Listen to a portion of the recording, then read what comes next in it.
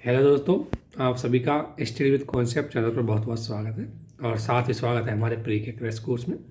इसमें आपको इकोनॉमी का वीडियो दिया जा रहा है और इकोनॉमी की ये वीडियो प्री के क्रैश कोर्स के इसमें इंपॉर्टेंट चीज़ें और बेसिक कॉन्सेप्ट है उसको क्लियर किया जाएगा। इसके अलावा हम करंट में काफ़ी चीज़ें कर रहे हैं, तो उस तरीके से आपको काफ़ी हेल्पफुल रहेगा। आप इस वीडियो को अंत तक देखें, इसका पूरा फ़ायदा उठाएं और ज़्यादा से ज़्यादा लोगों के बीच में इसको शेयर करें, हमारे चैनल को सब्सक्राइब करें ताकि ज़्यादा से ज़्यादा लोगों को इसको फ़ायदा हो। और प्लीज़ ये वीडियो अंत तक जरूर देखें।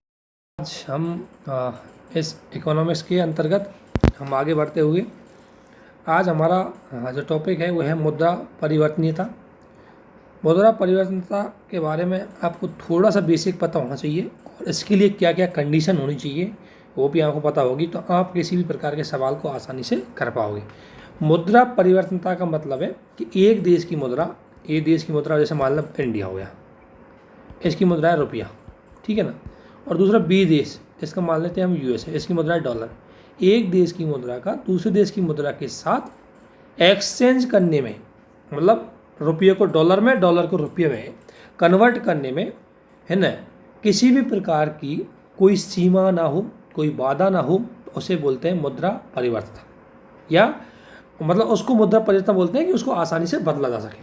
लेकिन उसके दो रूप होते हैं, एक होती है आंशिक परिवर्तनीयता और एक होती है पूर्ण परिवर्तनता। आंशिक परिवर्तनता का मतलब है कि परिवर्तन हो सकता है, मुद्रा को एक्सचेंज कर सकते हो, लेकिन सीमाएं कुछ विशेष क्षेत्रों के यूज में ही उसको कर सकते हो। और पूर्ण परिवर्तनता का मतलब है कि आप उसको किसी भी प्रकार के यूज के लिए उसको चेंज कर सकते हो। जैसे एग्जाम्पल अगर देखें तो आंशिक परिवर्तन की बात करें तो इसके अंतर्गत बैलेंस ऑफ पेमेंट के अंतर्गत आपको पता है, कल जैसे आपने बैलेंस ऑफ पेमेंट देखा, इसके अंदर दो खाते होते हैं, करंट अकाउंट और एक होता है कैपिटल अकाउंट। तो इसमें ऐसे ही करंट अकाउंट में अगर देखें तो इसमें करंट अकाउंट में आपको जो व्यापार खाता है उसमें अगर व्यापार करते टाइम अगर आपको मुद्रा का एक्सचेंज करना है तो आपको कोई सीमा नहीं है।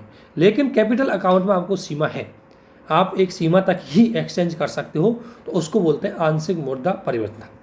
और पूर्ण मुद्रा परिवर्तन का मतलब है कि बीओपी के समस्त घटक, जैसे कैपिटल अकाउंट हो चाहे करंट अकाउंट हो, समस्त घटकों में हर मत पर आप मुद्रा को बिना किसी प्रतिबंध के एक्सचेंज कर सकते हैं दूसरे देश की मुद्रा के साथ, बिना किसी अवरोध के एक्सचेंज कर सकते हैं दूसरे देश के साथ, तो उसे बोलते हैं मुद्रा की पूर्ण परिवर्तन, ठीक है ना। अर्थात रुपये को कितने ही रुपये हो उनको डॉलरों में कन्वर्ट किया जा सकता है, कोई सीमा नहीं होगी इसकी। और डॉलर को रुपये में कन्वर्ट किया जा सकता है, इसकी कोई सीमा नहीं होगी, कोई प्रतिबंध नहीं होंगे, तो उसको बोलते हैं पूर्ण परिवर्तन। और आंशिक के मतलब कुछ सीमाएँ होती हैं, कुछ लिमिटेशन रखे जाते हैं उसके अंतर्गत। तो भारत में अगर देखें आज, तो भारत में मुख्य रूप से आंशिक परिवर्तनता है। अभी तक भारत में पूर्ण परिवर्तनता को स्वीकार नहीं किया गया है। उसका रीज़न यह है कि पूर्ण परिवर्तन का मतलब होता है कि आपको कैपिटल अकाउंट और आपको करंट अकाउंट में रुपये को डॉलर में या किसी अन्य विदेशी मुद्रा में एक्सचेंज करने के लिए कोई सीमा ना हो, यानी कि अनलिमिटेड आप एक्सचेंज कर सकते हो। लेकिन भारत ने अभी तक अपने आंशिक परिवर्तनता को अपना रखा है, क्योंकि मुद्रा की पूर्ण परिवर्तनता होने के लिए आपके पास कुछ शर्तें होनी चाहिए। जैसे मान लें रुपये को अगर डॉलर में बदलना आसान है, तो भारत में अगर कोई व्यक्ति रुपये वाला है और अगर मान लें वो चाहता है कि भारत के रुपये को कन्वर्ट करके वो अमेरिका में ले जाना चाहता है, तो अगर मान लें हमारी स्थिति बहुत ख़राब है, हमारी इकोनॉमी की स्थिति ख़राब है, हमारे यहाँ निवेश कमज़ोर है, हमारे देश की विदेशी मुद्रा भंडार कम है, तो अगर ऐसी स्थिति में हमने मुद्रा की पूर्ण परिवर्तनता कर दी तो हमारी विदेशी मुद्रा सब चली जाएगी बाहर। क्योंकि अमेरिका में कोई व्यक्ति जाएगा तो अमेरिका में रुपये लेकर नहीं जाएगा, वो क्या करेगा, भारत में रुपये को डॉलर में कन्वर्ट करेगा और फिर उसको लेकर के जाएगा। अगर आपने इसमें सीमा नहीं लगा रखी तो वो अनलिमिटेड रुपये जितना उसके पास है सारे रुपये को डॉलर में कन्वर्ट करके ले जा सकता है। तो इससे क्या है कि हमारे पास डॉलर की कमी पड़ जाएगी, इससे क्या है हमारे पास विदेशी मुद्रा भंडारों की कमी पड़ जाएगी, तो हम दूसरे देशों से व्यापार कैसे करेंगे। तो इसके लिए शर्तें रखी गई है कि अगर आप मुद्रा की परिवर्तनता करते हो तो आपकी स्थिति थोड़ी अच्छी होनी चाहिए, तभी आप कर सकते हो। क्योंकि उस स्थिति में क्या होगा कि आपका डॉलर जाएगा नहीं बल्कि आपके पास आ जाएगा। क्योंकि जैसे अगर हमारे यहाँ निवेश अच्छा हो रहा है तो अमेरिका का व्यक्ति भारत में आकर निवेश करेगा तो डॉलर को क्या करेगा, रुपये में निवेश करेगा, लेकिन उसको डॉलर को कन्वर्ट करवाना पड़ेगा रुपये में। तो ऐसी स्थिति में उसको कोई सीमा नहीं होनी चाहिए, उससे बोला जाएगा भाई जितने डॉलर तू ले हम आपको बदल देंगे, तो फिर हमारे मार्केट में क्या जाएगा, डॉलर जाएगा। लेकिन स्थिति हमारे पक्ष में होनी चाहिए। अब हम देखते हैं क्या क्या शर्तें होनी चाहिए मुद्रा की पूर्ण परिवर्तनता करने के लिए। तो सबसे पहले अर्थव्यवस्था में वृद्धि दर है वो सतत और निरंतर होनी चाहिए। रीज़न क्या है कि अगर आपकी वृद्धि दर कमज़ोर हो गई है ना।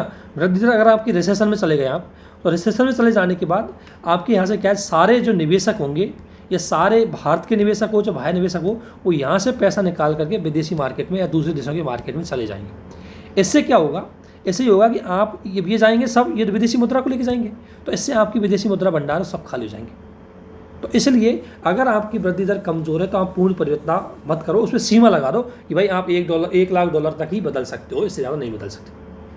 तो इसलिए मुद्रा की परिवर्तन करते टाइम आपके पास कुछ शर्तें आपको लागू होनी चाहिए, उनको फॉलो करना चाहिए। जैसे राजकोषीय घाटा, मुद्रास्फीति, चालू खाता घाटा सरकार के नियंत्रण में होना चाहिए। देखो, अगर आपका फिस्कल डेफिसिट अगर आपका ज़्यादा है तो इससे क्या होगा कि जो विदेशी निवेशक है या घरेलू निवेशक है उनका सरकार पर ट्रस्ट गिर जाएगा, है ना। तो ऐसी स्थिति में वो भारत में निवेश करने से अच्छा है कि वो बाहर निवेश करेंगे। तो बाहर जाएंगे तो यहाँ से विदेशी मुद्रा भंडार ले जाएंगे। अब ऐसी स्थिति में आपका राजकोषीय घाटा बहुत ज़्यादा है और उस स्थिति में आपने मुद्रा की पूर्ण परिवर्तन करती, कोई लिमिटेशन नहीं रखा गई, तो आपके सारे मुद्रा भंडार को लोग बाहर ले जाएंगे, तो फिर आपके पास कुछ नहीं बचेगा। इसलिए अगर आपका राजकोषीय घाटा अच्छा स्थिति में है, कंट्रोल में है, इसी प्रकार अगर आपके यहाँ इन्फ्लेशन ज़्यादा है, ठीक है ना, तो इन्फ्लेशन की स्थिति में आपको पता है आयात ज़्यादा किया जाएगा, या इन्फ्लेशन की स्थिति में आपको पता है कि वही बात है निवेश की, या लोगों अगर कहीं शेयर मार्केट में कहीं पे निवेश करेंगे तो भारतीय शेयर मार्केट से अच्छा है कि वो अमेरिका के शेयर मार्केट में निवेश कर देंगे, तो वहाँ डॉलर चला जाएगा। अगर आपका इन्फ्लेशन कंट्रोल में है तो विदेशी लोग आपके यहाँ निवेश करेंगे, ठीक है। राजकोषीय घाटा अच्छा है तो विदेशी निवेशक यहाँ आएंगे, आपके लोग भी बाहर नहीं जाएंगे, तो इससे आपका जो मुद्रा भंडार है सुरक्षित रहेगा। तो अगर आपकी स्थिति मजबूत है तो आप कर सकते हो, फिर तो आपको पॉजिटिव पॉइंट मिलेगा उसमें। लेकिन अगर आपकी स्थिति खराब है तो आपको नहीं करना चाहिए। चालू खाता सरकार के कंट्रोल में होना चाहिए, चालू खाता घाटा। इसके अलावा ब्याज दर है वो वैश्विक ब्याज दर के साथ जुड़ी होनी चाहिए। जैसे अगर मान लो अमेरिका का फेडरल बैंक अगर 5% ब्याज दर दे रहा है और भारत का RBI अगर 4% ब्याज दे रहा है, तो ये बताओ कोई व्यक्ति बॉन्ड में निवेश करना चाहेगा या कहीं जमा करवाना चाहेगा तो वो कहाँ जाएगा, अमेरिका के फेडरल बैंक में जमा करवाएगा, मतलब अमेरिका के बैंकों में जमा करवाएगा। क्योंकि उसको इंटरेस्ट रेट अच्छी मिल रही है, क्योंकि उसको तो लाभ कमाना है, और इंटरेस्ट रेट अगर उसको अमेरिका की मार्केट से अच्छी मिल रही है तो अमेरिका की मार्केट में जाकर निवेश कराएगा। अगर आपकी ब्याज दर बहुत कम है तो लोग आपके डॉलर को, जो आपकी विदेशी मुद्रा भंडार या भंडार है, उसको क्या करेंगे, अमेरिका में ले जाएंगे निवेश करने के लिए। तो आपके यहाँ विदेशी मुद्रा भंडार खाली जाएंगे, तो फिर आपके पास विदेशी मुद्रा भंडार ही नहीं बचेंगे, फिर आप मुद्रा की परिवर्तन ही नहीं कर पाओगे, आप व्यापार ही नहीं कर पाओगे, आप आयात निर्यात ही नहीं कर पाओगे, तो वो आपकी इकोनॉमी को एक बहुत बड़ा नुकसान पहुंचा देगा। इसलिए अगर आपकी ब्याज दर विदेशी वैश्विक मार्केट के अनुरूप है कि अगर वहाँ घटती है तो हमारे यहाँ घटती है, अगर वहाँ बढ़ती है तो वहाँ हमारे यहाँ भी घटती है, हमारे यहाँ बढ़ जाती है, तो इससे क्या है कि जो निवेशक है वो बाहर नहीं जाएंगे, या कोई आपके बैंकों में जमा करवाएगा तो आपके ही बैंकों में जमा करवाएगा, वो बाहर नहीं जाएगा। तो ये स्थिति भी आपकी अच्छी होनी चाहिए। दूसरा, आपके पास अब आपको मुद्रा की पूर्ण परिवर्तन करनी है तो पहले आपके पास विदेशी मुद्रा भंडार तो हो, क्योंकि आपकी मुद्रा को विदेशी मुद्रा में बदला जाएगा, और अगर आपके पास है ही नहीं तो क्या बदलोगे। और अगर मान लो आपके पास थोड़ा बहुत है और आपने रख दिया कि इसको बदल दें, एक व्यक्ति आया लाखों करोड़ों रुपये लेके, उसने पूरे डॉलर को कन्वर्ट करवा लिया, फिर आपको व्यापार करने की जरूरत है, कैसे करोगे। इसलिए अगर आपके पास मुद्रा भंडार पर्याप्त है तो कोई कन्वर्ट भी करवा ले तो कोई फ़र्क नहीं पड़े, तब आपका क्या है, आप मुद्रा में पूर्ण परिवर्तन करवा सकते हो। और दूसरी बात है, आपका निर्यात ज़्यादा होना चाहिए और निर्यात डाइवर्सिफिकेशन चाहिए, क्योंकि आपका निर्यात होगा ना तो आपके पास विदेशी मुद्रा भंडार आएंगे, तो आपको मुद्रा में पूर्ण परिवर्तन करने में कोई दिक्कत नहीं आएगी। तो ये शर्त अगर होंगी तभी आपको मुद्रा की परिवर्तन करनी चाहिए। भारत में अभी आंशिक मुद्रा परिवर्तन को रखा गया है, पूंजीगत खाते में भारत में मुद्रा की परिवर्तन नहीं है, जो करंट अकाउंट खाता है उसमें मुद्रा की परिवर्तन है, ठीक है ना। और भारत में तारोपर समिति भी आई, उसने भी बोला कि भारत में मुद्रा की पूर्ण परिवर्तन करनी चाहिए, लेकिन भारत में अभी तक उसको लागू नहीं किया गया, क्योंकि भारत में अभी तक ध्यान रखना, ये मुद्रास्फीति, ये घाटे वाली स्थिति, या हमारा निर्यात अभी इतना ज़्यादा परफेक्ट नहीं हुआ कि हमारे यहाँ मुद्रा ज़्यादा है, बल्कि अगर ऐसा हो गया तो हमारे यहाँ से मुद्रा ही चली जाएगी। तो इसलिए पूर्ण परिवर्तन को हमने थोड़ा सीमित रखा है, अभी तक हमारे यहाँ आंशिक पूर्ण परिवर्तनता को अपनाया गया है। तो अगर मुद्रा की परिवर्तन से रिलेटेड कोई भी सवाल आए तो आपको ये चीज़ लॉजिक होना चाहिए कि क्यों करना चाहिए, क्यों नहीं करना चाहिए, और हमने अब तक क्यों नहीं किया, क्या क्या क्या इसके लिए कंडीशंस हैं, वो इम्पोर्टेंट है, ठीक है ना। तो इसमें इतना ही था। और अगर कमेटी आए तो ध्यान रखना, तारोपर समिति थी वो मुद्रा की पूर्ण परिवर्तन को उसने समर्थन किया, और खान समिति थी एक, उसने इसका विरोध किया, उसने बोला कि भारत को मुद्रा की पूर्ण परिवर्तन नहीं करनी चाहिए। HR खान समिति। इसके बाद आते हैं हम रिजर्व बैंक ऑफ इंडिया पे। सवाल रिजर्व बैंक ऑफ इंडिया से रिलेटेड बहुत ज़्यादा आते हैं। तो अगर रिजर्व बैंक ऑफ इंडिया को सबसे पहले देखें तो आपके पास एक RBI की असेट और लायबिलिटी को पता होना चाहिए कि क्या RBI की असेट होगी और क्या RBI की लायबिलिटी। लायबिलिटी वो होती है जो आपको चुकानी पड़ती है, जो आपकी जिम्मेदारी होती है, जो आपको देना पड़ता है और जिसके जिम्मेदार आप हैं, है ना। और असेट वो होती है जो आपकी नई पूंजी का क्रिएट करती है, जिससे आपको पूंजी मिलती है और जो आपकी खुद की ओनरशिप भी होती है। तो अगर मैं बात करूँ असेट में, तो RBI के पास असेट कौन कौन से होंगे? तो देखो, विदेशी मुद्रा भंडार वो सारे RBI के पास जमा होंगे, वो असेट RBI की, ठीक है। सरकार की प्रतिभूतियाँ वो असेट है क्योंकि इनको जारी करने से RBI को पैसा मिल जाएगा, ठीक है, मार्केट से। दूसरा, बैंकों को और सरकारों को दिया गया ऋण। देखो, एक व्यक्ति, जैसे A व्यक्ति है और B व्यक्ति है। A व्यक्ति अगर B व्यक्ति को 10 रुपये का ऋण देता है, ठीक है ना, तो ये A व्यक्ति के लिए तो असेट है, ध्यान रखना, और B व्यक्ति की लायबिलिटी है क्योंकि B व्यक्ति को कुछ टाइम बाद इसी व्यक्ति को रिटर्न करना है वापस, ठीक है, और वो भी किसके साथ? इंटरेस्ट के साथ। इसलिए अगर आपका ऋण है, अगर आपने कहीं जमा करा रखा है, किसी को उधार दे रखा है, तो वो आपकी असेट है। लेकिन अगर आपने किसी से उधार ले रखा है तो वो आपकी लायबिलिटी। तो बैंकों एवं सरकार को RBI के द्वारा दिया गया ऋण, RBI ने अगर बैंकों को या सरकारों को कोई ऋण दे रखा है तो वो क्या होगी? RBI की असेट होगी। ठीक इसी प्रकार अगर RBI की हम लायबिलिटी पे जाते हैं तो प्रचलन मुद्रा, ध्यान रखना, मार्केट में जितने भी नोट चल रहे हैं, अगर आप नोट को पढ़ोगे तो नोट में लिखा होगा कि मैं धारक को 10 रुपये अदा करने का वचन देता हूँ। इसका मतलब उस पर नीचे साइन करता है RBI का गवर्नर। इसका मतलब RBI के गवर्नर की जिम्मेदारी है, वो आपको 10 रुपये दे रहा है। उस कागज़ की वैल्यू 10 रुपये नहीं है, बल्कि वो उसके पीछे RBI की जो जिम्मेदारी है वो 10 रुपये। अर्थात जितनी भी ऑपरेशनल जो मार्केट में पैसा होता है, वो सारा पैसा RBI की जिम्मेदारी होती है, उनको RBI वापस लेना पड़ता है और RBI ही उसमें अंतिम वो होता है, इसलिए RBI की सारी लायबिलिटी होती है।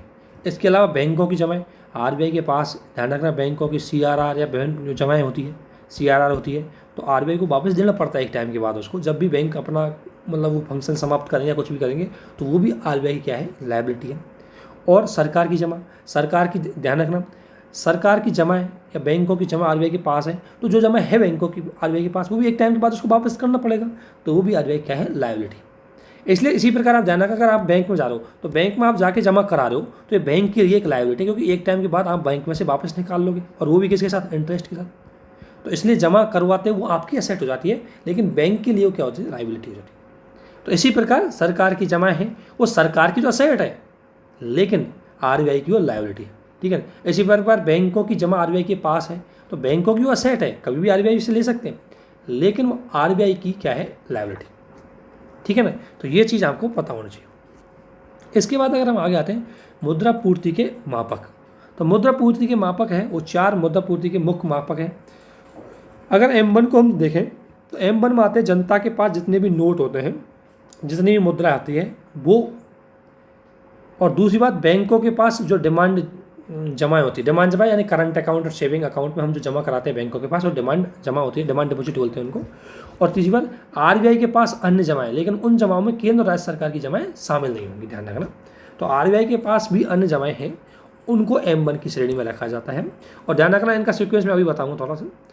और दूसरी बात M2 में क्या है कि M1 तो आएगी, प्लस जो पोस्टल ऑफिस के जो अकाउंट होते हैं, बैंक होते हैं, पोस्ट ऑफिस के बैंक होते हैं, POSB बैंक है, उनमें आपकी जो डिमांड डिपॉजिट होती है करंट अकाउंट सेविंग अकाउंट के अंतर्गत, वो आती है M2 के अंतर्गत। तो M1 प्लस M2, तो अगर आपको पता है मुद्रा की व्यापकता के आधार पर देखा है तो M1 से बड़ा होगा M2, क्योंकि M2 में M1 भी शामिल है। इसी प्रकार M3 में देखें तो M1 प्लस बैंकों की फिक्स डिपॉजिट, फिक्स डिपॉजिट जो आपको मतलब आप मतलब वो करवाते हो, म्यूचुअल फंड करवा देते हो या रिकरिंग अकाउंट करवा देते हो, एक बार जमा करवा दिया और वो 15 साल 10 साल बाद निकालेंगे, तो वो फिक्स डिपॉजिट है, वो मुख्य रूप से M3 में शामिल होंगे। M4 के अंतर्गत करेंगे तो M3 प्लस डाकघरों की, जो डाकघर होते हैं पोस्ट ऑफिस की, समस्त डिपॉजिट, चाहे वो फिक्स डिपॉजिट हो चाहे रिकरिंग डिपॉजिट है, वो इसके अंतर्गत आते हैं। इसमें आपको 2 चीज़ देखने को मिलेगी। अगर आपसे बोले लिक्विडिटी यानी तरलता, तरलता का मतलब है आपके पास उपस्थित कोई मुद्रा या कोई भी चीज़ जो तुरंत रुपये के या कैश में कन्वर्ट हो जाए, वो जितनी जल्दी कैश में कन्वर्ट होगी उतनी ही उसकी तरलता होगी। तो तरलता के आधार पर देखें तो आप ये बताओ, अगर जनता के पास पैसा है वो तो अपने आप ही लिक्विड फॉर्म है, जनता के पास हो तो तरलता में, और दूसरी बात, बैंकों की करंट अकाउंट से पैसा निकालना आसान होता है या सावधि अकाउंट से? सावधि अकाउंट से पैसा निकालना और सावधि अकाउंट को पैसे में कन्वर्ट करने के लिए आपको 10 साल 5 साल वेट करना पड़ेगा। जबकि करंट अकाउंट या सेविंग अकाउंट है, यानी मांग जमाए, उनको आप गए तुरंत निकाल रहा है पैसे। तो इसलिए M1 की लिक्विडिटी सबसे ज़्यादा है, M2 की लिक्विडिटी उससे कम है, M3 की उससे भी कम है, और M4 की लिक्विडिटी बहुत टाइम लग जाती है। क्योंकि इसमें क्या है कि इसमें आपको डाकघरों से रिकरिंग अकाउंट निकालने में आपको काफ़ी प्रोसेस से गुजरना पड़ता है, एक टाइम अवधि होती है, उसके बाद वो कैश में कन्वर्ट कर सकते हो। तो उसके आधार पर देखें हम तरलता के आधार पर, तो सबसे पहले तरलता M1 की होती है, उसके बाद M2 की, उसके बाद M3 की, उसके बाद M4 की। ये तो है तरलता के आधार पर इनका क्रम। लेकिन एक इनकी जो मुद्रा की, इसमें जो मुद्रा का जो व्यापकता है वो आपको पता है सबसे ज़्यादा होगा M4 में, क्योंकि M4 में सबसे ज़्यादा आपको पता है M4 में और M3 में होगा। इसलिए M4 और M3 को बोलते हैं ब्रॉड मनी, और M1 और M2 को बोलते हैं नैरो मनी। क्योंकि देखो M1 है वो M2 में समाहित है, ठीक है, और उसके बाद M3 है उसमें M1 भी समाहित है, और M4 है उसमें M3 भी समाहित है। तो सबसे बड़ी मुद्रा ये हो गई, मतलब मुद्रा का मापक, और सबसे छोटा हो गया M1। तो ये दो चीज़ ध्यान रखनी, एक तो इनकी व्यापकता के आधार पर और एक तरलता के आधार पर इनका क्रम। इसके बाद आपको पता है हम RBI पे आते हैं। तो RBI की स्थापना आपको पता है हेंटन यंग आयोग आया था, और उसकी रिकमेंडेशन के बाद 1934 में RBI एक्ट लाया गया था। और ये RBI एक्ट पहले ब्रिटिश शासन का दिन था, बाद में 1949 में RBI का राष्ट्रीयकरण कर दिया, भारत इंडियन गवर्नमेंट को इसको, मतलब RBI एक अलग से संस्था बना दी थी। RBI के अगर इसको स्ट्रक्चर को देखें, अगर आपसे कभी पूछ ले सवाल, तो थोड़ा सा आपको पता होना चाहिए। RBI के स्ट्रक्चर के अंतर्गत एक केंद्रीय निदेशक बोर्ड होता है, जिसके अंतर्गत एक गवर्नर पर 4 डिप्टी गवर्नर होते हैं, और भारत सरकार द्वारा नामित 2 विशेषज्ञ होते हैं जो वित्त मंत्रालय उनको भेजता है, और 4 RBI के जो क्षेत्रीय बोर्ड है, ये क्षेत्रीय बोर्ड है RBI के, उनके भी सदस्य इसमें होते हैं। जैसे इसके 4 क्षेत्रीय बोर्ड है, मुंबई, दिल्ली, चेन्नई और कोलकाता, जबकि इसकी हेड क्वार्टर है वो कहाँ पर है, मुंबई में। तो ये RBI का है। लेकिन RBI का ये जो स्ट्रक्चर है, ये तो आपको ध्यान रखना है, सबसे ज़्यादा इंपॉर्टेंट है RBI के कार्य, यहाँ से सवाल आते हैं। तो RBI के कार्य है, एक तो निर्गमन बैंक। निर्गमन बैंक का मतलब है कि RBI बैंकों के रुपयों की छपाई करता है, नोटों को, है ना, और साथ में उनको इशू करता है। तो अगर मैं बात करूं तो 1 रुपये का नोट और सिक्के को छोड़ करके, 1 रुपये के नोट और सिक्के को छोड़ करके अन्य सभी वर्ग, यानी 2, 5, 10, 20, 50, 100, 200, 500, 2000 जो भी है, उन समस्त नोटों को जारी करना और उनको वितरण करने की जिम्मेदारी है वो RBI की होती है, ठीक है ना। जबकि 1 रुपये के नोट और सिक्के हैं, उसको जारी करने, जो उसको वित्त मंत्रालय द्वारा जारी किया जाता है, लेकिन उसका वितरण है वो RBI करती है। तो 1 रुपये के नोट है, उस पर वित्त सचिव के दस्तखत होते हैं, जबकि अन्य सभी नोटों पर RBI के गवर्नर के दस्तखत होते हैं। एक चीज़ और आती होगी आपके पास कि आपको लगता है कि RBI पैसा क्यों नहीं छापता, तो RBI ध्यान रखना, जो पैसा छापेगा उससे पहले RBI को उसके बदले में कुछ रखना पड़ेगा। अब 1000, 2000 का नोट है, उस 2000 के नोट में कुछ भी ऐसा नहीं है कि उसकी वैल्यू 2000 हो, ठीक है। लेकिन 2000 का नोट जब RBI प्रिंट करती है तो उसके बदले में अपने पास उसकी जिम्मेदारी के रूप में कुछ रखती है, ठीक है। तो इसलिए RBI को जो निर्गमन करता है या मुद्रा का मुद्रण करता है RBI, तो उसके लिए उसको कुछ फंड, जो एक मेथड अपनाना पड़ता है। तो पहले RBI आनुपातिक रक्षित कोष प्रणाली को अपनाती थी। आनुपातिक रक्षित कोष का मतलब ये था कि अगर RBI मान लो 100 करोड़ रुपये प्रिंट कर रही है, तो RBI को एक निश्चित अनुपात, यानी 40 करोड़ रुपये की या तो सोना या कुछ असेट रखनी पड़ेगी इनके बदले, ठीक है। तो वो होता था आनुपातिक रक्षित कोष। लेकिन अब इसको चेंज कर दिया, अब कर दिया न्यूनतम आरक्षित कोष। न्यूनतम आरक्षित कोष का मतलब है कि अब RBI 200 करोड़ रुपये अपने पास रखेगी, उसमें से 115 करोड़ रुपये का सोना और 85 करोड़ रुपये कैश में, या मतलब वो गवर्नमेंट सिक्योरिटी में रख सकती है। चाहे कितना भी प्रिंट कर, वो इतना ही रखेगी। पहले तो क्या एक निश्चित अनुपात में रखती थी, अब क्या फिक्स कर दिया, इतना ही रहेगा। इसलिए ध्यान रखना, रुपये के मुद्रण की कोई शर्त नहीं है, परंतु RBI मुद्रा को, अब RBI है वो मुद्रा को मुद्रित करने से पहले अपनी एक असेट रखनी पड़ती है, क्योंकि मुद्रा है वो RBI का उत्तरदायित्व होती है, ठीक है। तो इसलिए जैसे मान लें 2-2 हज़ार के नोट आज चल रहे हैं, अचानक 2-2 हज़ार के नोटों को मान लें उनको बंद कर दिया जाता है, तो आपके लिए तो कागज़ हो गया, लेकिन आप जब उसको बैंकों को दे देंगे और RBI के लिए तो RBI उसके बदले में कुछ रख रखा है RBI ने, तो RBI की जो मार्केट में मुद्रा गई है वो 2000 की अंतिम जिम्मेदारी RBI के पास चली जाएगी, ठीक है ना। तो इसलिए RBI है वो इनके बदले में अपने पास कुछ रखता है। तो ध्यान रखना, पहले आनुपातिक कोष था, अब न्यूनतम आरक्षित कोष आता है। इसके अलावा आरबीआई सरकार का बैंक होता है, यानी कि केंद्र और राज्य सरकार के समस्त बैंकिंग कार्य है वो आरबीआई संचालित करता है। और बैंकों का बैंक का मतलब है कि बैंकों को अंतिम ऋणदाता आरबीआई होता है, ठीक है ना। इसके अलावा विदेशी मुद्रा भंडार का ये रक्षक होता है, मतलब हमारे पास विदेशी मुद्रा भंडार है वो इसी के पास होता है, इसी के अंडर कंट्रोल में आता है और वो इसके लिए एक बड़ी असेट भी होती है। उसका ये विदेशी मुद्रा भंडार उसका मैनेजमेंट ही करता है, इसके बदले में इसको बड़ी इनकम प्राप्त होती है। इसके अलावा साख का नियंत्रण, साख का मतलब मार्केट में पैसे का आना जाना, उसको कंट्रोल यही करता है। और ये इसका सबसे महत्वपूर्ण है क्योंकि साख का नियंत्रण, उसकी दिशा और उसका प्रबंधन इसका एक सबसे इंपॉर्टेंट है, जो मुद्रास्फीति या मौद्रिक नीति का एक सबसे महत्वपूर्ण फैक्टर हो जाता है। समाशोधन गृह का मतलब है कि बैंकों का रिकन्सिलेशन होता है। जैसे अगर आपका अकाउंट मान लो एसबीआई में है और आपने पीएनबी के अकाउंट से पैसे निकाल लिए, तो इन दोनों के अकाउंट में जो पैसों का रिकन्सिलेशन करेगा वो आरबीआई करेगा, ठीक है। वो क्या करेगा, अगर आपका अकाउंट पीएनबी में, तो पीएनबी से पैसा निकाल करके किसको दे देगा, एसबीआई को दे देगा।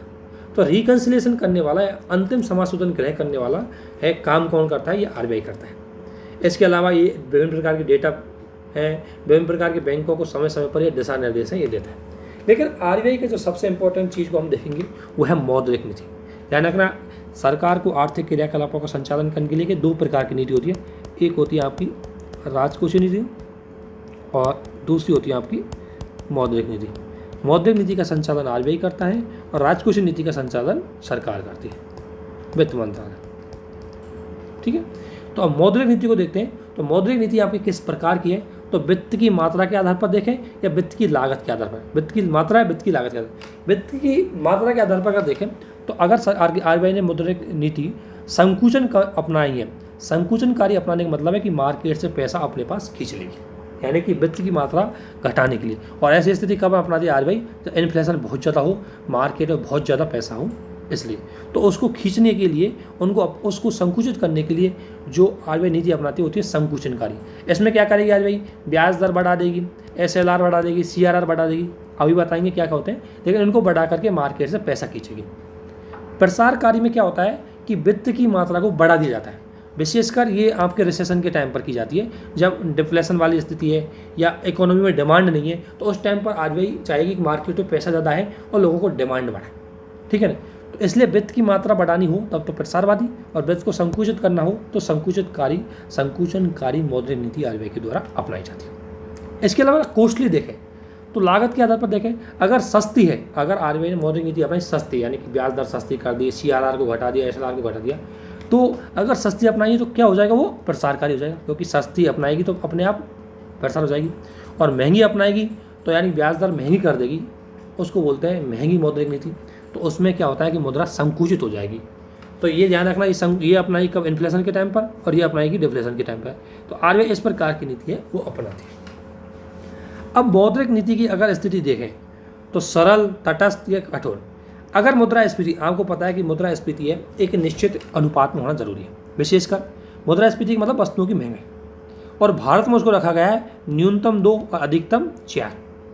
अब इसलिए रखा गया है कि अगर वस्तुओं की महंगाई बिल्कुल ही ना हो, मतलब वस्तु बिल्कुल ही सस्ती हो जाए, तो ये बताओ उत्पादक कभी वस्तुओं का उत्पादन ही नहीं करेगा, क्योंकि उसको कोई लाभ भी प्राप्त नहीं होगा।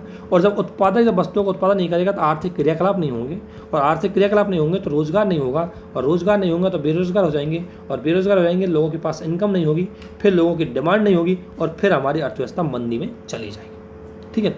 इसलिए एक मुद्रास्फीति का संतुलन होना जरूरी है। लेकिन दूसरी ओर अगर मुद्रास्फीति बहुत ज़्यादा महंगी है तो वो भी बहुत ज़्यादा खराब है। जैसे अगर महंगी ज़्यादा है वस्तु, तो इसका मतलब लोग उसकी डिमांड कम कर देंगे, इसके बाद उसका उत्पादन घटाना पड़ेगा।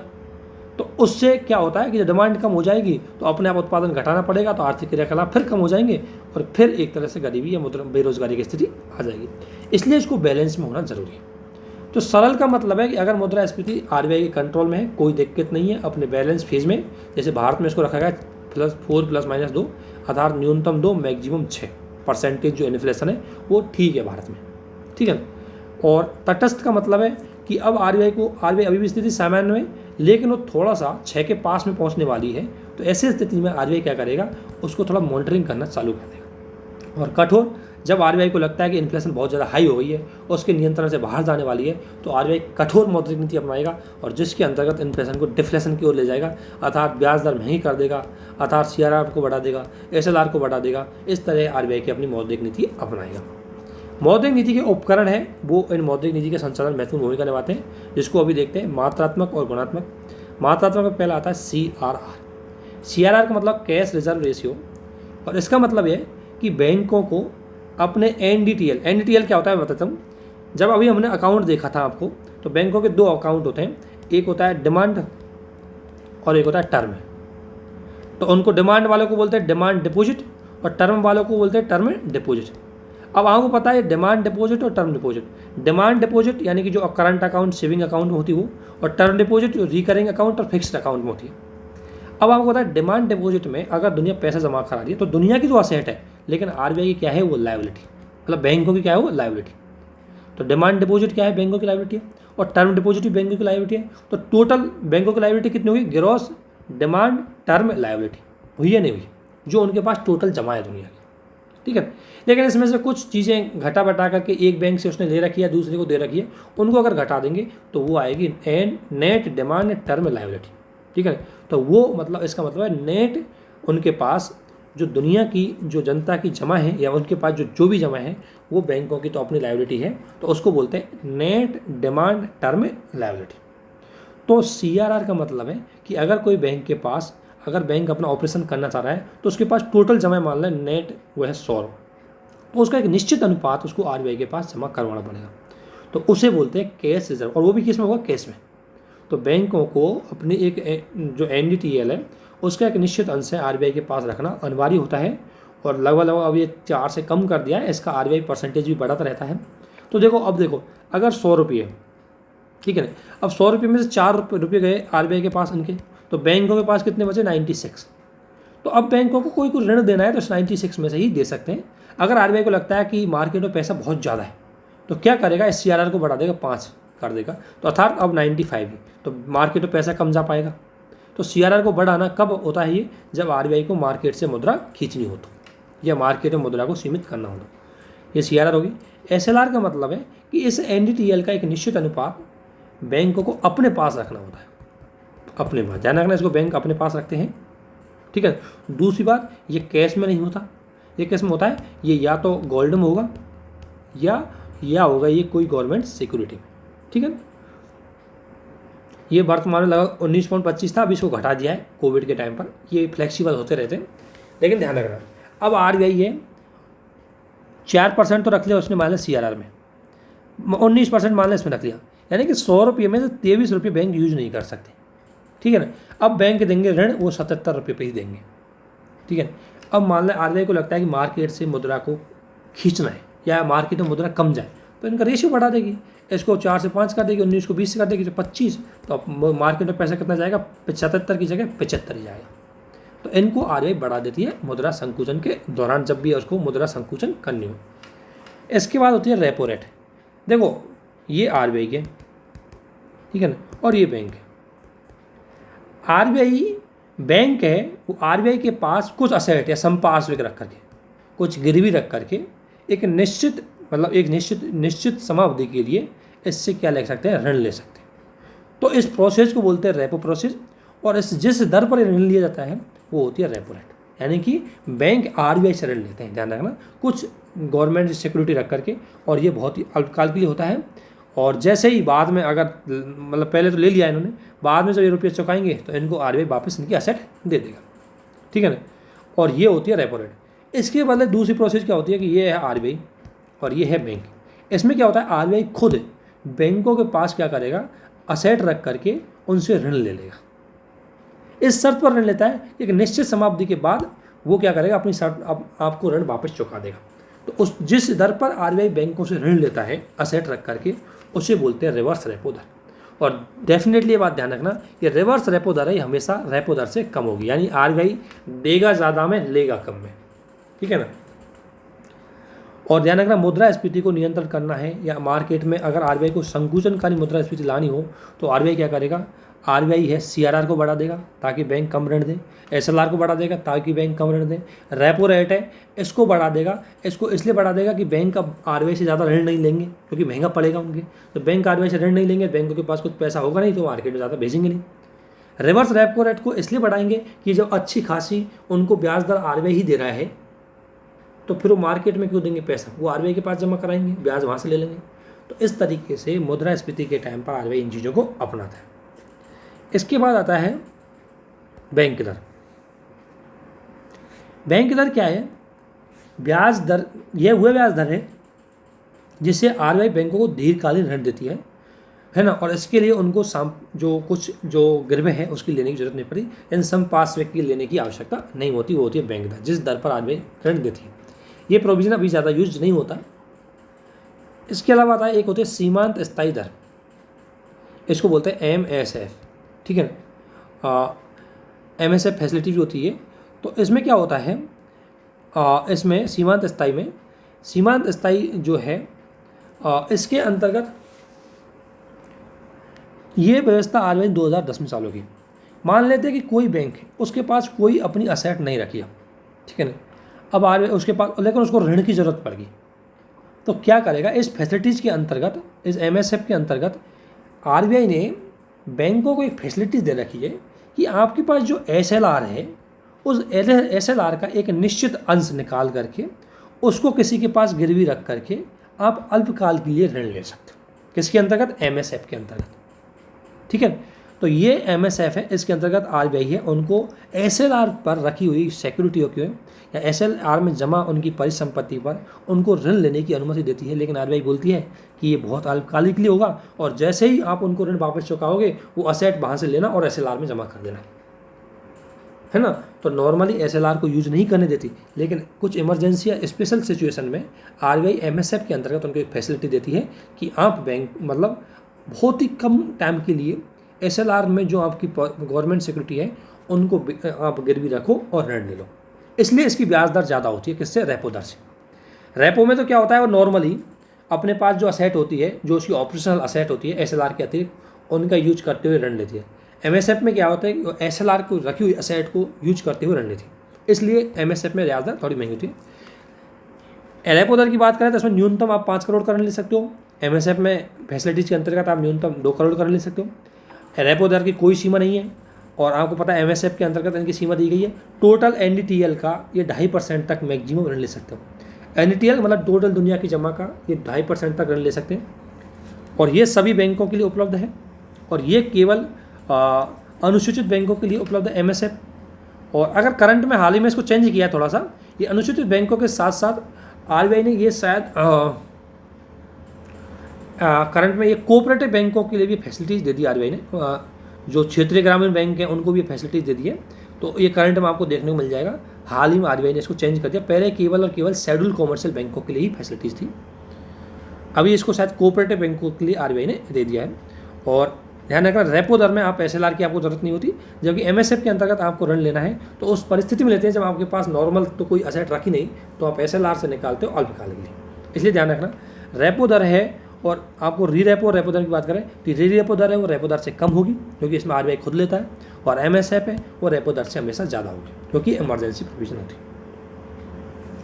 इसके बाद आपने एक शब्द सुना होगा ICRR, मतलब ICRR। देखो नॉर्मल CRR तो आपको पता है एक निश्चित अनुपात आरबीआई अपने पास लेता है बैंकों के पास, लेकिन जब विमुद्रीकरण किया गया था जब हमने डिमोनेटाइजेशन किया था तो उस टाइम क्या पता है कि आपको पता है कि बैंकों के पास बहुत ज़्यादा पैसा आ गया एकदम से, क्योंकि दुनिया ने सब जमा कराना था तो दुनिया ने सारा उनको जमा करवा दिया। तो इससे क्या है, बैंकों को बहुत ज़्यादा उनके पास पैसा आ गया। अब ये पैसा अगर बैंकों के पास रहता तो इससे बैंक इन्फ्लेशन बढ़ने की संभावना ज़्यादा थी क्योंकि बैंक ऋण ज़्यादा दे सकते थे, या ये पैसा है वो ज़मीन और सोने में ज़्यादा लगने की संभावना थी जो एक तरह से ज़्यादा एक्टिव असेट नहीं है। फिर लोगों के पास इससे क्या है कि लोगों के पास पैसे ज़्यादा रहता तो लोग क्या है ज़्यादा से ज़्यादा बाहर से मतलब सोना खरीदते, तो इससे हमारा करंट अकाउंट डेफिसिट भी नेगेटिव जाता। विदेशी मुद्रा भंडार है उसमें कमी होती क्योंकि यहाँ हमारे यहाँ ऋण सस्ता हो जाता। जब मार्केट में अगर पैसा ज़्यादा रहेगा, बैंकों के पास ज़्यादा रहेगा तो बैंक सस्ते में ऋण दे देंगे, तो यहाँ पर अगर सस्ते में देंगे तो बैंक सस्ते में ही जमा करेंगे। तो सस्ता अगर बैंक के ऋण देंगे तो लोग क्या करेंगे, मतलब जो सस्ता है तो लोग उस पैसे को निकाल करके लोग बाहर जमा करवाएंगे ताकि वहाँ उनको ब्याज दर अच्छी मिल जाए। तो ऐसी स्थिति नहीं है, ये एक डर था उस टाइम विमुद्रीकरण के टाइम पर। इसलिए एक ऐसी स्थिति में आरबीआई एक नया प्रोविजन लेके आई थी उस टाइम के लिए, जिसे बोला गया ICRR, इंक्रीमेंटल CRR। इसके अंतर्गत आरबीआई ने बोला कि 26 नवंबर से लेकर के 10 दिसंबर तक जितना भी आपके पास जमा होगा 2016 में उस टाइम, जितना भी आपके पास जमा होगा उसको 100% CRR माना जाएगा, यानी कि उसको सारे को तुम आरबीआई को बेच देना। किसके रूप में? CRR के रूप में। तो इससे आरबीआई ने उनकी सारी मुद्रा खींच ली थी 26 नवंबर से लेकर के जो जमा हुई थी उसको इस CRR के अंतर्गत। इसके बाद ये ओपन मार्केट ऑपरेशन। आपको पता है ओपन मार्केट ऑपरेशन के अंतर्गत सरकारी प्रतिभूतियों की जिम्मेदारी, उनको खरीदना और बेचने की जिम्मेदारी आरबीआई को दी गई है। तो आरबीआई क्या करती है, मुद्रास्फीति के समय उनको बेच देती है। क्यों बेच देती है? जब उनको बेचेगी सिक्योरिटी को तो मार्केट में लोग उनको खरीदेंगे, तो लोगों को पैसा देना पड़ेगा, तो पैसा लोगों का आरबीआई के पास आ जाएगा, इससे मार्केट में पैसा कम हो जाएगा, तो इन्फ्लेशन है कंट्रोल में जाएगी। अपस्फीति के टाइम पर क्या है कि उनको खरीदेगी ताकि लोगों के पास पैसा चला जाए। तो ये होती है ओपन मार्केट ऑपरेशन। इसके अलावा एक आई मार्केट स्टेबलाइजेशन बॉन्ड स्कीम, जिसको बोलते हैं MSS। इसको 2004 में आरबीआई द्वारा प्रारंभ किया गया था। इसके अंतर्गत सरकार आरबीआई को 30,000 करोड़ रुपए की, देखो नॉर्मली आरबीआई जब सिक्योरिटी छापती है, गवर्नमेंट सिक्योरिटी, तो वो लगभग 30 करोड़ रुपए की छाप सकती है। लेकिन इसके तहत आरबीआई को उससे ज़्यादा, मतलब 30,000 करोड़ रुपये से ज़्यादा की मैच्योरिटी, मतलब उसको जो गवर्नमेंट सिक्योरिटी है मतलब छपाई करने की अनुमति इसके अंतर्गत दी गई थी। ठीक है ना। तो इसका क्या यूज कब हुआ था, जैसे जब क्या हुआ था कि ICCR की मैं बात कर रहा हूँ, तो ICRR है ये तो 26 नवंबर से लेकर के 10 दिसंबर तक काम कर गया। लेकिन उसके बाद भी बैंकों के पास बड़ी मात्रा में पैसा आया और लगभग बैंकों के पास बहुत ज़्यादा कैश था। अब वो आरबीआई खा ले, तो आरबीआई को सरकार ने एक चीज़ बोली कि तू ज़्यादा से ज़्यादा गवर्नमेंट सिक्योरिटी छाप और गवर्नमेंट सिक्योरिटी को बेच दे बैंकों को, और उनका जो पैसा उनके पास रखा है उसको खींच ले अपने पास। तो आरबीआई ने इस MSS प्रोसेस का उस टाइम यूज किया था, को मतलब डिमोनेटाइजेशन किया गया था। तो इसका मतलब है कि आरबीआई इसको तब यूज करती है जब मार्केट से उसको पैसा खींचना हो, तो बहुत ज़्यादा से गवर्नमेंट सिक्योरिटी बना करके इशू कर करके उनको मार्केट में बेचती है और सारा पैसा खींच लेती है। तो उसको बोलते हैं मार्केट स्टेबलाइजेशन बॉन्ड स्कीम। ठीक है ना। और इसमें एक है कि इसमें आरबीआई है वो करेगी, लेकिन आरबीआई वाला गवर्नमेंट सिक्योरिटी दी, तो अगर लोग उस गवर्नमेंट सिक्योरिटी को खरीदेंगे तो उसके बदले में ब्याज तो देना ही पड़ेगा, तो उस पर ब्याज जिम्मेदारी सरकार की है, ब्याज सरकार देगी उस पर। ठीक है ना। तो ये इसमें ये प्रोविजन था। और आप ये जानते होंगे GSEC और ट्रेजरी बिल है, ये क्या होता है। GSEC की अगर मैं बात करूँ तो GSEC गवर्नमेंट सिक्योरिटी होती है, ये इनकी परिपक्वता अवधि 2 वर्ष तक की होती है, 1 वर्ष से अधिक होती है। ये ट्रेजरी बिल है, ये अल्पकाल के लिए होते हैं, और इनकी जो अगर ट्रेजरी बिल की अवधि होती है 91 डे, 182 डेज, 364 डेज की होती है। GSEC और T बिल है, इनको जारी करने का अधिकार केंद्र सरकार के पास होता है, राज्य सरकार के पास इनको जारी करने का कोई अधिकार नहीं होता। राज्य सरकार डेटेड या दिनांकित प्रतिभूति जारी करती है। ठीक है ना। तो इनको GSEC और T बिल को राज्य सरकारें जारी नहीं करती, केंद्र सरकार जारी करती है। इसके बाद होता है कैश मैनेजमेंट बिल, ये 90 दिनों के लिए जारी किया जाता है ना। तो ये सरकार की सिक्योरिटी जिनको अलग अलग टाइम अवधि के बाद अलग अलग जाना जाता है। इसके बाद होती है, ये ध्यान रखना, ये स्टेबलाइजेशन स्कीम है। अब एक आएगी स्टेरिलाइजेशन स्कीम, स्टेरिलाइजेशन, इसको ध्यान रखना। मैंने आपको थोड़ा अगर लास्ट उसमें बताया था स्टेरिलाइजेशन स्कीम क्या था, इसमें क्या है, ये प्रोसेस क्या है। देखो आपको पता है, मैंने बताया कि जब बैलेंस ऑफ पेमेंट क्या है पॉजिटिव आ गया, तो इसका मतलब है मार्केट में डॉलर है वो ज़्यादा हो गया और रुपया है वो महंगा हो गया, तो आयातकों को फायदा, निर्यातकों को नुकसान हो गया। ऐसी स्थिति में सरकार आरबीआई क्या करता है कि मार्केट में रुपया डाल देता है और डॉलर को खींच लेता है। जब मार्केट में रुपया आता है तो एक टाइम के बाद इन्फ्लेशन बढ़ना चालू हो जाता है, तो मार्केट से उस रुपये को खींचने के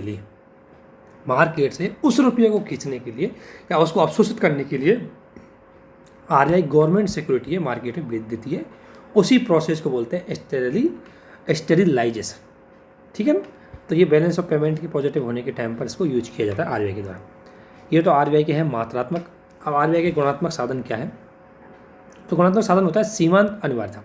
सीमांत अनिवार्यता का मतलब है आपने मान लें कोई बैंक में गए कहीं और आपने अगर बैंकों के पास 100 रुपये का ऋण मांगा और उसके लिए 100 रुपये की आपने कोई वस्तु उनके पास संपार्श्विक रखी या गिरवी रखी या कोलेटरल के रूप में रखी, तो ध्यान रखना बैंक आपको ऐसा नहीं कि 100 के 100 का ही आपको ऋण दे देंगे, वो आपको एक निश्चित अमाउंट काट करके ऋण देंगे। 10% काट दिया तो 90 रुपये का आपको ऋण दे देंगे, उसे बोलते हैं सीमांत अनिवार्यता।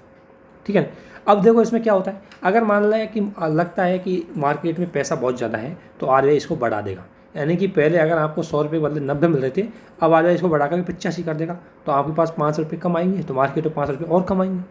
ठीक है, तो ये होगा सीमांत अनिवार्यता। इसके बाद होता है कंज्यूमर क्रेडिट। कंज्यूमर क्रेडिट में होता है EMI वाला सिस्टम। जैसे एक आप ये को आपको तो पता है, ये तो आप नॉर्मली जानते होंगे, डाउन पेमेंट, अगर आपका डाउन पेमेंट ज़्यादा है तो EMI आपकी कम होगी, और अगर आपका डाउन पेमेंट कम है तो EMI आपकी ज़्यादा होगी। तो मुद्रास्फीति के टाइम पर RBI क्या करती है कि मुद्रास्फीति के टाइम पर मार्केट में पैसा बहुत ज़्यादा है, तो उस दौरान RBI क्या करेगी, ज़्यादा से ज़्यादा पैसा उसके पास है, तो इसलिए वो क्या करेगी, डाउन पेमेंट बढ़ा देगी ताकि एक झटके में ज़्यादा पैसा लोग जमा करा दें। जब आपका डाउन पेमेंट बढ़ जाएगा तो आपकी EMI कम हो जाएगी, नंबर ऑफ EMI। ठीक है, तो मुद्रास्फीति के टाइम पर डाउन पेमेंट ज़्यादा होता है, EMI कम हो जाती है आपकी। और जब मार्केट में पैसा कम हो तो RBI क्या करेगा, डाउन पेमेंट बहुत सस्ता कर देगा। इससे क्या है कि भाई अब तुम थोड़ा सा ही दे दो लेकिन ले लो। तो उसके बाद क्या है कि जब डाउन पेमेंट कम हो जाएगा तो उसके बाद आपका EMI है वो उनकी नंबर ऑफ EMI आपकी बढ़ जाएगी। तो इसको भी यूज करता है मार्केट में मुद्रा का विस्तार करना हो, संकुचित करना हो। नैतिक दबाव क्या है कि मान लो RBI बोल रही है कि भाई CRR को घटाओ, SLR को घटाओ, मतलब बैंक दर को घटाओ, या तुम इस डायरेक्शन में ऋण दो, उस डायरेक्शन में ऋण दो। अगर कोई बैंक RBI की चीज़ों को नहीं मान रहा तो RBI उस पर नैतिक दबाव बढ़ाती है, और अगर उसके बावजूद भी कोई बैंक उसको फॉलो करता है तो वो सीधी कार्रवाई करते हुए उस बैंक का लाइसेंस भी रद्द कर देती है। तो RBI है वो लाइसेंस भी रद्द कर सकती है, उन पर जुर्माना भी लगा सकती है, जैसे कि हाल ही में रिसेंटली में SBI पे भी लगाया था। इसके बाद अगर हम बात करें साख राशनिंग। साख राशनिंग क्या होती है, कि साख राशनिंग का मतलब है कि RBI साख को की दिशा बदल सकती है। दिशा का मतलब है कि किस क्षेत्र में ज़्यादा साख देना है, किस में कम देना है, तो वो RBI उसकी मात्रा है उसको निश्चित करती है, उसकी दिशा भी बदल सकती है। जैसे RBI को चाहिए कि यार प्रायोरिटी सेक्टर, आपको पता है प्रायोरिटी सेक्टर अभी मैं बताऊंगा, प्रायोरिटी सेक्टर में ऋण देना है ज़्यादा, तो वो क्या करेगा, इन एरिया में गाइडलाइन इशू करेगा कि अगर आप इन एरिया में ऋण दोगे तो हम आपको इसमें सस्ता ऋण प्रोवाइड करवाएंगे। तो RBI इस आधार पर बैंकों की दिशा, बैंकों की ऋण देने की दिशा है उसको चेंज कर देता है। इसके बाद एक चीज़ आपने सुनी होगी PSL, प्रायोरिटी सेक्टर लैंडिंग।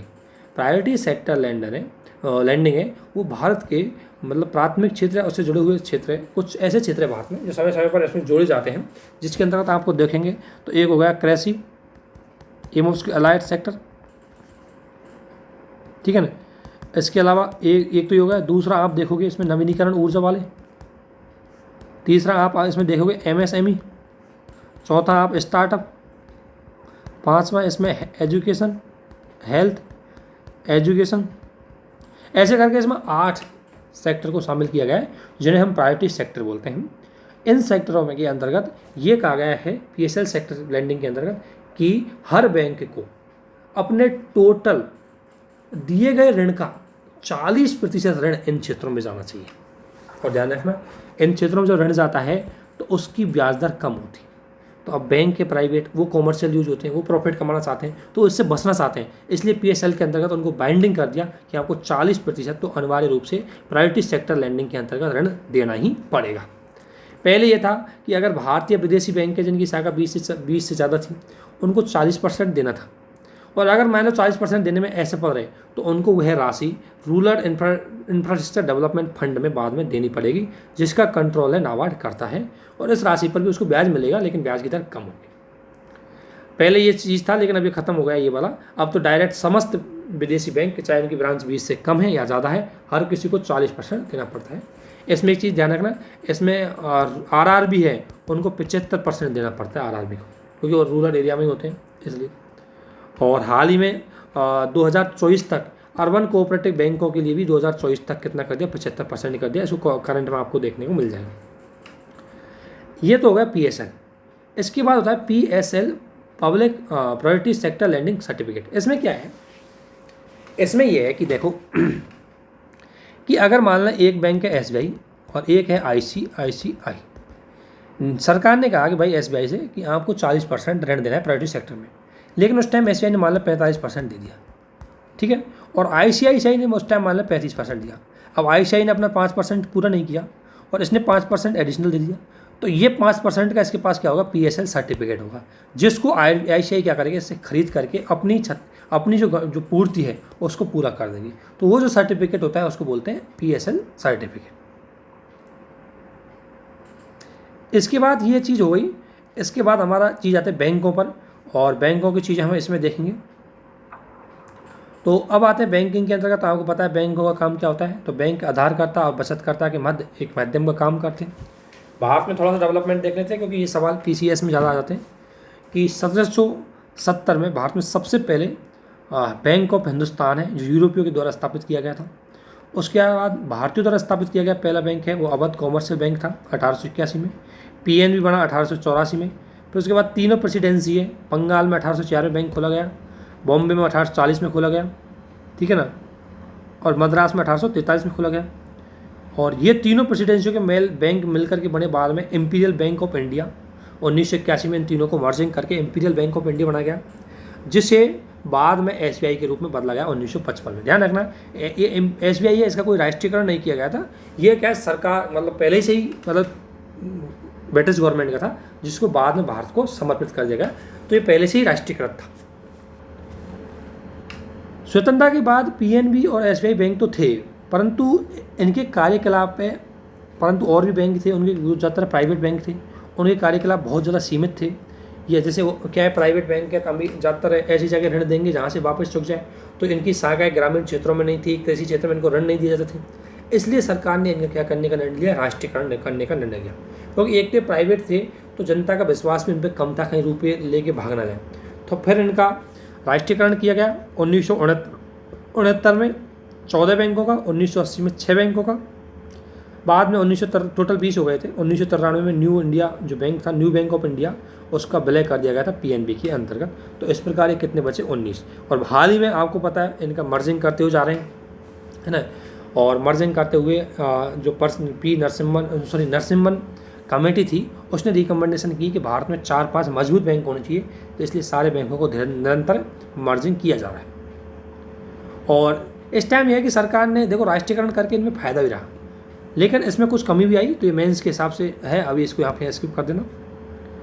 1991 के बाद रीज़न क्या था कि इनकी ब्याज दर, इनकी SLR, इनकी CRR सबको डिसाइड कर रही थी सरकार। अब सरकार तो आपको पता है राजनीतिक हितों के हिसाब से डिसाइड कर रही थी। तो ये मार्केट और बैंक चलते हैं मार्केट के हिसाब से। तो ये बैंक है ना फेल होने लग रहे थे। सरकार ने ऐसी ऐसी जगह इनसे ऋण दुआ दिया जो वापस बैंकों के पास आया नहीं। तो बैंकों का NPA बढ़ गया, बैंकों की मतलब ब्याज घाटे का सौदा होने लग गए। तो इसलिए जब 1991 में हमने सुधार किए तो बैंकों में हमने विभिन्न प्रकार के सुधार की बात की। और इनमें सबसे महत्वपूर्ण समिति नरसिम्हन समिति। और नरसिम्हन समिति ने विभिन्न प्रकार के रिकमेंडेशन दिए। नरसिम्हन समिति ने बोला कि एक तो SLR को घटाया जाए। पहले SLR 30% 35% थी, तो बैंक बेचारे ऋण दे ही नहीं पाते थे, क्योंकि उसका एक बड़ा हिस्सा तो SLR के रूप में रखना पड़ता था। तो इसने बोला कि उसको घटाओ ताकि बैंक ज़्यादा से ज़्यादा ऋण दें और अपने व्यापार को, अपने बिजनेस को बढ़ाए। इसी प्रकार सार्वजनिक बैंक है, उसमें पहले क्या है पॉलिटिकल इन्फ्लुएंस बहुत ज़्यादा था। तो बोला ये जो बैंक है ना, इनको चलने के लिए पॉलिटिकल इन्फ्लुएंस नहीं बल्कि स्वायत्ता चाहिए। तो इनको स्वायत्ता की बात की गई। PSL है, पहले 75% 80% PSL था, अब उसको घटाकर कितना कर दिया 40%। नए बैंकों की स्थापना की जानी चाहिए ताकि कंपटीशन हो। बैंकिंग लोकपाल की बात की गई। NPA उसको निपटान करने के लिए, जैसे नॉन परफॉर्मेंस असेट बोलते हैं, तो उसका निपटान करने के लिए अलग से एक ट्रिब्यूनल होना चाहिए जिसको जिम्मेदारी देनी चाहिए। अगर कोई व्यक्ति बैंक मतलब जमा नहीं करवा रहा तो उसने जमा रुपये लेते टाइम कुछ तो जमा करवाया होगा, उसको बेच करके बैंक को पैसा दे दो। तो ये इसने रिकमेंडेशन इसने की। फिर दोबारा नरसिम्हन समिति आई। फिर इसने नरसिम्हन समिति के बाद सरकार ने कुछ काम भी किया, ऐसी बात नहीं।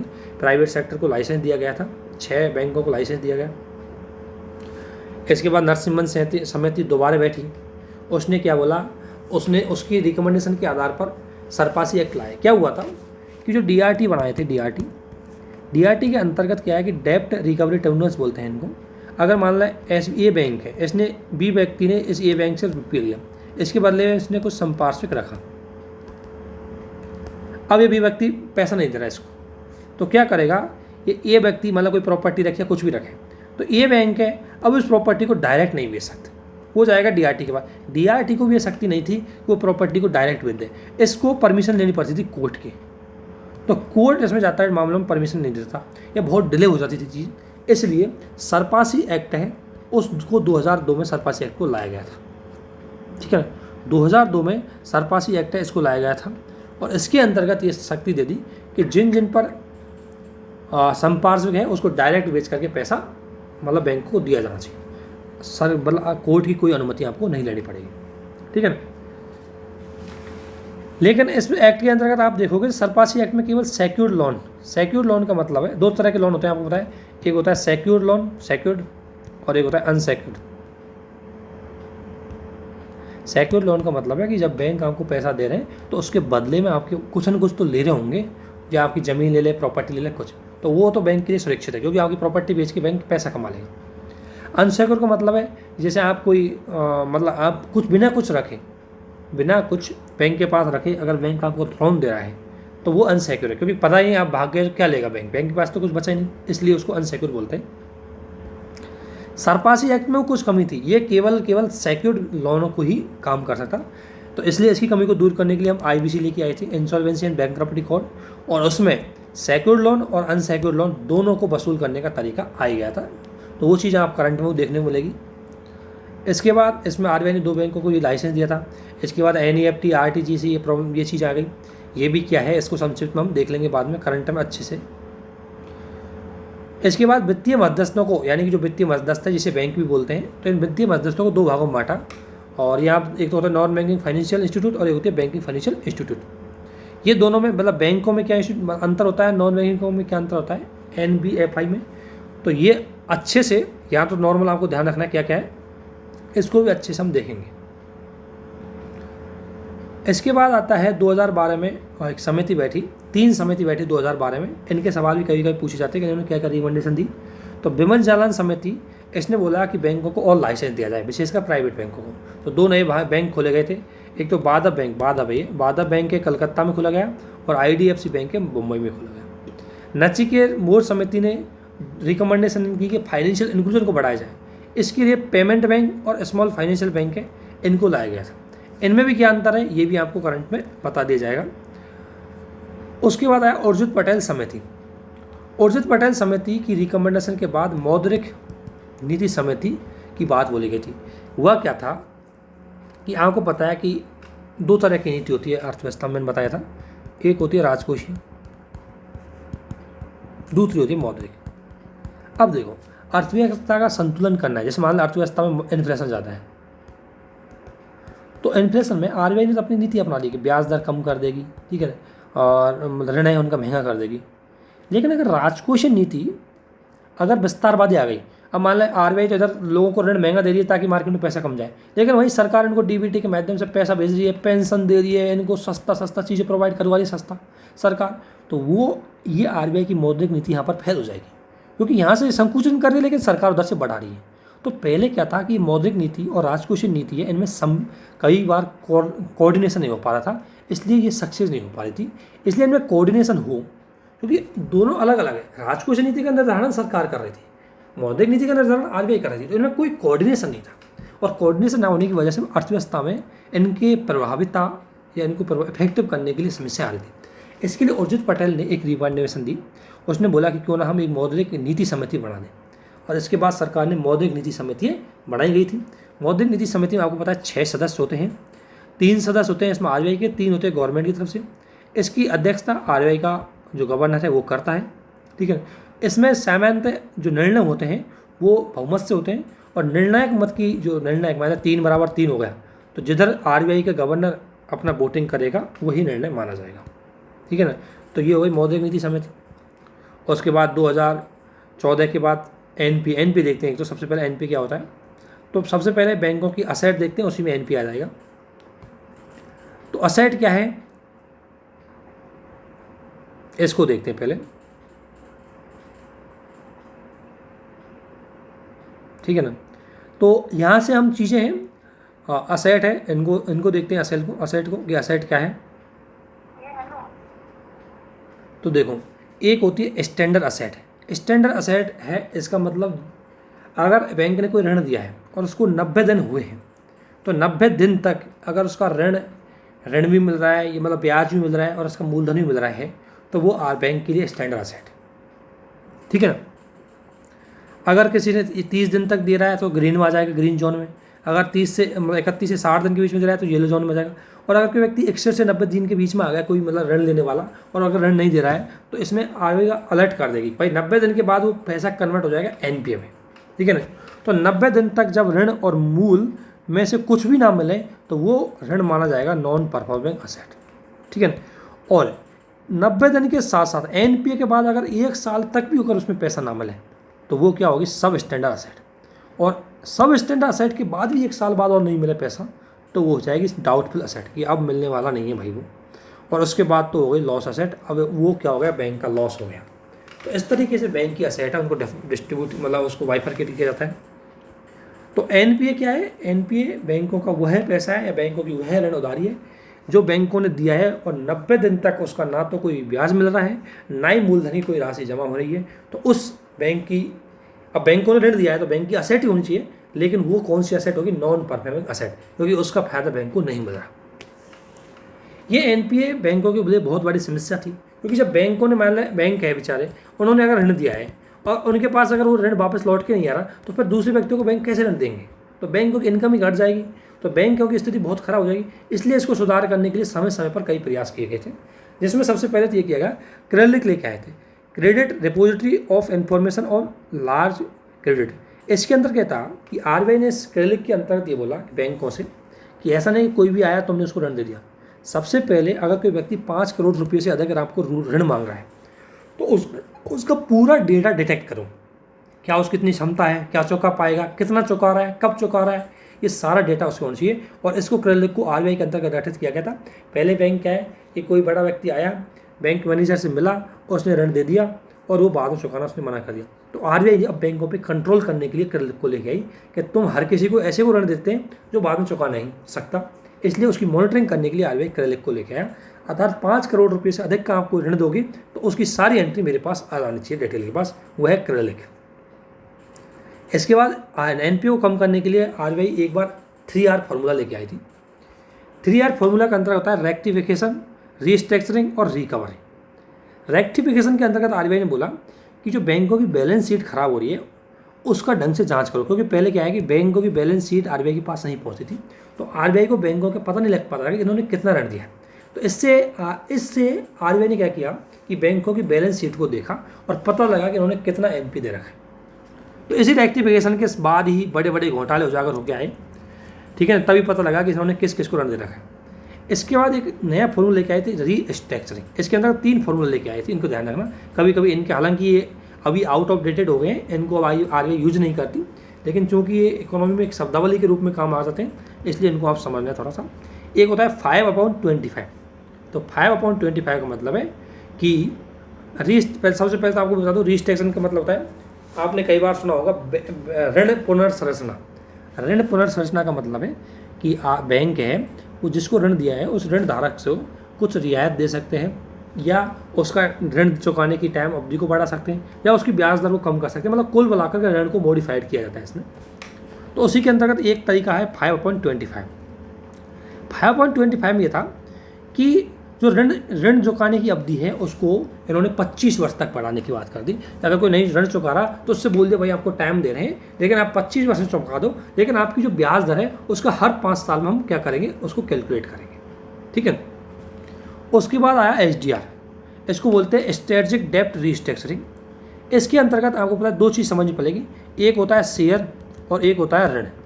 ऋण का मतलब है आपको ब्याज मिलेगा, शेयर का मतलब आपको हिस्सेदारी मिलेगी, ठीक है ना। तो इसके अंतर्गत आरबीआई ने क्या किया कि मान लें किसी बैंक कंपनी को 1000 करोड़ रुपए का ऋण दे रखा, अब वो कंपनी चुकाने में असफल हो गई, तो आरबीआई बोलेगी भाई उन्हें 1000, मतलब बैंक बोलेंगे कि उन्हें 1000 करोड़ का शेयर दे दो, हमें शेयर की हिस्सेदारी बढ़ा दो। तो SDR के अंतर्गत क्या कर दिया, ऋण को शेयर में कन्वर्ट कर दिया गया था। और S4A का मतलब क्या है, इसके अंतर्गत ये था कि मान लें 1000 करोड़ रुपये का बैंक ने ऋण लिया है, तो उसमें से आधे को तो शेयर में कन्वर्ट कर दें और आधे को वो बैंक मतलब कंपनी चुका दे। तो इसमें आधा आधा करने की बात की गई थी, लेकिन इसमें बोला गया कि जब वो शेयर का हिस्सेदार बनेगी तो प्रीफरेंशियल शेयर का हिस्सेदार बनेगा बैंक। और प्रीफरेंशियल शेयर मतलब वो शेयर होते हैं जिनमें आप कंपनी के हिस्सेदार तो बन जाते हो, लेकिन आपको वोटिंग करने का अधिकार वहाँ पर नहीं मिलता। इसके अलावा एक फॉर्मूला लेकर आई थी रिकवरी, और रिकवरी में आपको पता है DRT और सरपास जी और IBC को लेकर आई थी। DRT का मतलब, ये DRT डेप्ट रिकवरी ट्रिब्यूनल है, जो व्यक्ति मतलब इंडिविजुअल जो ऋण है उनको लेती है। और इसके अलावा NCLT होती है, आपको पता है, तो NCLT कंपनियों से ऋण वसूली का काम करती है IBC एक्ट 2016 के अंतर्गत। इसके अलावा एक चीज़ और सुनी होगी आपने, हेयर कट। हेयर कट का मतलब है कि अब आपको कोई ऋण नहीं मिल रहा, मतलब कोई ये बैंक ने किसी दूसरे व्यक्ति को ऋण दिया है, अब वो व्यक्ति ऋण चुकाने में लग रहा है कि नहीं चुका पाएगा, उसकी क्षमता नहीं बची, तो बैंक क्या करेंगे, उसको थोड़ी छूट दे देंगे। भाई अगर आप को 100 रुपये था और आप पे 50 रुपये ब्याज का हो रहा है, तो ऐसे कर 25 रुपये ब्याज के मत देना, तो 125 रुपये हमें जमा करा दे, उसी को बोलते हैं हेयर कट। ऋण की एक निश्चित मात्रा में क्या करते, छूट देते थे। और राइट ऑफ का मतलब है, आपको पता है कि बैंकों को अपनी बैलेंस शीट है, और बैंक भी शेयर मार्केट से जुड़े रहते हैं, तो इनकी बैलेंस शीट है, इनके शेयर को ऊपर अप डाउन करती है। अगर इनकी बैलेंस शीट में नेगेटिव पॉइंट दिख रहा है, और NPA क्या है, इनका नेगेटिव पॉइंट है, तो वो अगर दिखता रहेगा तो वो इनके लिए गलत इमेज करेगा। इसलिए कई बार बैंक अपनी बैलेंस शीट को राइट ऑफ करने की सोचते हैं। राइट ऑफ का मतलब नए सिरे से लिखना, लेकिन इसके लिए इनको RBI की अनुमति लेनी पड़ती है, नहीं तो हर कोई बैंक अपनी बैलेंस शीट को राइट ऑफ कर सकता है। पब्लिक क्रेडिट रजिस्ट्री एक तरह से रजिस्ट्री है, और पब्लिक क्रेडिट रजिस्ट्री का मतलब है कि इसमें आपको कोई भी व्यक्ति है, ये केंद्रीकृत है कि कौन ऋणदाताओं की सारी रिपोर्ट है या सारी सूचना इसके अंतर्गत होती है, और जिसको RBI आसानी से देख सकती है। इसके बाद आता है, ये आपने एक चीज़ सुना होगा, इंटर क्रेडिटर एग्रीमेंट। ये NPA की वसूली करने के लिए सुनील मेहता समिति की सिफारिश थी, जिसमें यह बोला गया कि अगर एक व्यक्ति, एक ऋणदाता यानी एक कंपनी जिसने 5-6 बैंकों से 2-4 बैंकों से ऋण ले रखा है, तो मान लीजिए मैं एग्जाम दे दूँ आपको, विजय माल्या ने तरह तरह के बैंकों से ऋण ले रखा है। SBI से लिया था, उसने ICICI मतलब उसने PNB से लिया है, उसने बैंक ऑफ बड़ौदा से लिया है। अब मान लें इन तीनों ने ऋण लिया है इससे, और 50 करोड़ रुपये से अधिक का है, तो ये तीनों एक एग्रीमेंट करेंगे इससे ऋण वसूला कैसे जाए, उसी को बोलते हैं इंटर क्रेडिटर एग्रीमेंट। ये ऋण देने वाले होते हैं, इसलिए इनको बोलते हैं इंटर क्रेडिटर एग्रीमेंट, ठीक है। तो ये किससे है, NPA की वसूली करने से है, और किसी एक ऋण लेने वाले ने अलग अलग बैंकों से, अलग अलग संस्थाओं से ऋण लिया है, तो उसकी वसूली का तरीका इंटर क्रेडिटर एग्रीमेंट होता है। इसके अंतर्गत जो संस्थाएं जोड़ती है वो खुद डिसाइड करती है कि किस तरीके से कितना वसूलना है। इसके बाद आती है ब्याज का आधार दर, ये भी हम थोड़ा सा देखेंगे, अभी चूँकि बहुत ज़्यादा हो जाएगा इसलिए आप अगर इनमें देखोगे तो थोड़ा एक एक चीज़ ध्यान रखना, यहीं से सवाल आने की संभावना रहती है, और करंट में यही चीज़ घूम फिर के आएगी, ठीक है ना। तो अभी इतना ही रहते हैं, फिर आगे बाद में बढ़ते हैं। Okay, thank you.